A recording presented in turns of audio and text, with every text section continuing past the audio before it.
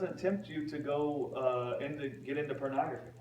He doesn't tempt you to drink. He doesn't tempt you to do drugs. He doesn't tempt you to do whatever it is you think you might be struggling with.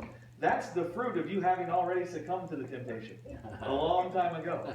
There's one temptation. That's why it's called the temptation common to man. The devil never tempted Jesus to go lay with a woman. Jesus never looked at a woman and thought, man, she's hot. How am I going to keep myself from laying with her? He never even had that thought. And so we're tempted to define ourselves by what we see going on in our life. We're tempted to prove we're the children of God. We're tempted to give ourselves life. When we succumb to that temptation, then it's able to bring forth the fruit of death in us. But we've defined temptation by the fruit of death. And people say, how can that be, Greg? Well, doesn't the Bible say that Jesus was tempted in all ways like we were? So we have to, however we define our temptation, we must also be able to say Jesus was tempted that way. So we'll just use the conventional thinking. Most of us believe that men are tempted to lay with women, right? Like we think it in our heads, we want to go lay with a woman, and then we either resist that temptation or we don't. Well, Jesus said if you've even thought it in your head, you've already done it. So he didn't ever do that.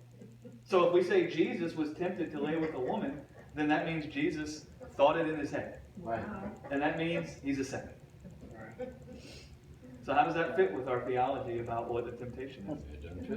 You see, everything's designed to get our mind off of what the real temptation is. Yes. And to focus on the other things. Right. Because that leaves us in bondage. Sure. But when we can see the way the serpent is really tempting us, then we find God in us enduring the temptation for us. And we find ourselves then getting set free from the bondage. But if we sit in a place where we think our temptation is to resist all the fruit of the flesh, we're going to stay in bondage our whole lives.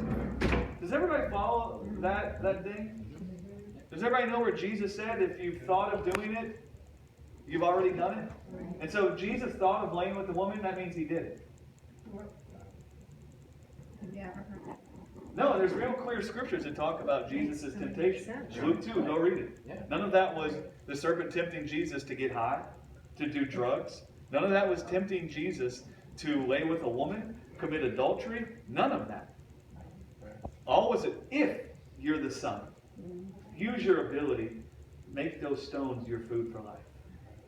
Basically, if you're the Son, use your ability to give yourself life. Right. If you're the Son. If you're the If do. That's exactly right. That's how he's coming to tempt us.